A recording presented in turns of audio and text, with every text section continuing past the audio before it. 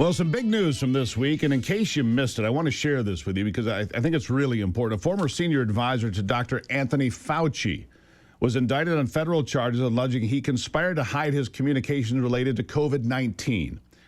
And his name is Dr. David Morenz, accused of using his private email account to intentionally circumvent public records laws while employed at the National Institutes of Health. How significant is this? Obviously, Anthony Fauci, not trusted by, well, hardly anybody anymore, to be honest with you.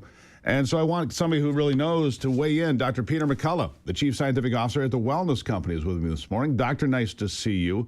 How important is this indictment of Dr. David Morenz? He's a close colleague of Anthony Fauci. Obviously, this is a big headline. Your thoughts? It's an inflection point, Steve. Morenz was a direct report to Fauci. Under oath, he indicated that he, did many things to cover up the truth on the source of the virus coming out of the Wuhan lab. He was developing ways to circumvent FOIA requests as people tried to learn what was going on. The question I have, Steve, is he the fall guy for Fauci? Because Fauci has, a 10-year pardon, or is this going to be one in a sequence of indictments? Do you think Anthony Fauci is getting away with it here?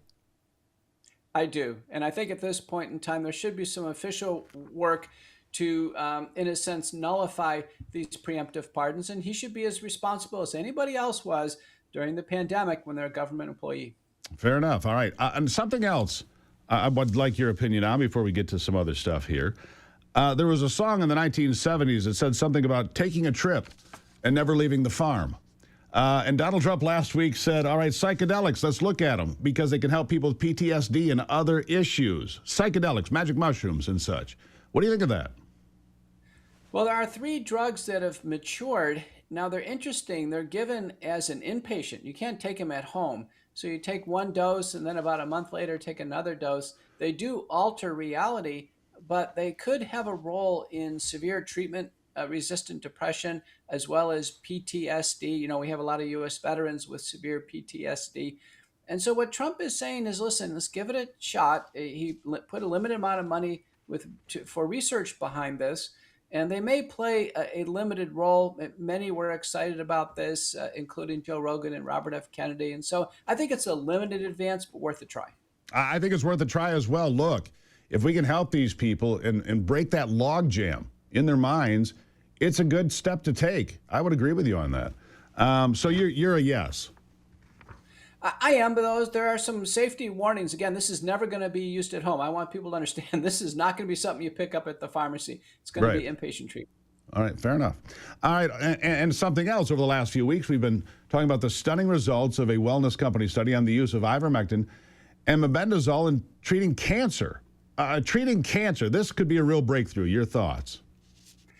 There are 20 million people with cancer. People are doing what the doctors ask them to do, surgery, chemotherapy, radiation. But what we found is people were selecting the use of combined ivermectin and mebendazole from a wellness company. We kept track of usage and found that 84% of patients, had some form of benefit. The cancer, stayed in remission or was neutralized. In fact, some patients, the cancer regressed. We did a search. We couldn't find a single cancer center out there using the 2 drugs in combination. And so we've urged the National Cancer Institute and Dr. Jay Bhattacharya at the NIH to initiate large-scale randomized trials of this very affordable generic medication combination in adjunctively used with other medications, Steve, to treat cancer. Many patients are not waiting. They're going to the wellness company, and they certainly can access it and be a part of the program. Look, I'm not a doctor. I don't even play one on TV, to be fair. But here's what I figured out.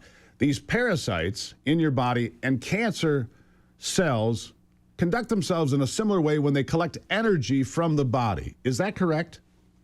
That's an interesting way to frame it. What's been found for both of these drugs through separate mechanisms, they do reduce proliferation as they would with the parasite. They reduce the blood flow that the tumor is trying to develop. And finally, they accelerate apoptosis. That is the packaging up and termination of cancer cells. There's plenty of preclinical studies with ivermectin, preclinical and clinical with mebendazole. But when you use drugs in combination, don't forget most chemotherapy is combination. That's when patients get a big benefit, and that's what we found at the Wellness Company. This would be a huge step forward in the fight against cancer. First of all, ivermectin and mebendazole are cheap compared to cancer treatments that are more traditional, right? They're cheap. So Big Pharma's not going to love this. But if it's going to save lives, we need to do this. What's the next step? Next step is a large prospective, double-blind, randomized, placebo-controlled trials. We tested it in prostate cancer, breast, and lung cancer across a broad range of solid organ cancers. Is well tolerated. 25% of patients had some side effects, so it's a real-world study. But you're right. This is a generic. These are available, and cancer centers generally feature expensive chemotherapy because they do book and bill. They actually get a percentage of the receipts on chemotherapy billing. What about ivermectin and mebendazole prophylactically, taking it to prevent the disease from ever occurring? Is that possible? I haven't seen any data suggest that, and I think not. At a wellness company, we have a product called Shield, which features natural botanicals that I think have a much better chance over the long haul of preventing cancer. But for people that have the disease, it's worth exploring. Doctor, really appreciate you being here, always on topic. Thank you, sir. Thank you. By the way, you can get ivermectin and mebendazole American-made from the wellness company. If it's something you're interested in, and after these studies, how could you not be interested? twc.health/Gruber. You can get ivermectin American-made and mebendazole in combination, and maybe you can find out for yourself. Look, this is a big breakthrough study. I think it's incredibly important. As a cancer survivor, that was not available to me back when I went through it a long time ago. But for you, modern medicine, repurposing, making a difference, it's important. Again, twc.health/Gruber.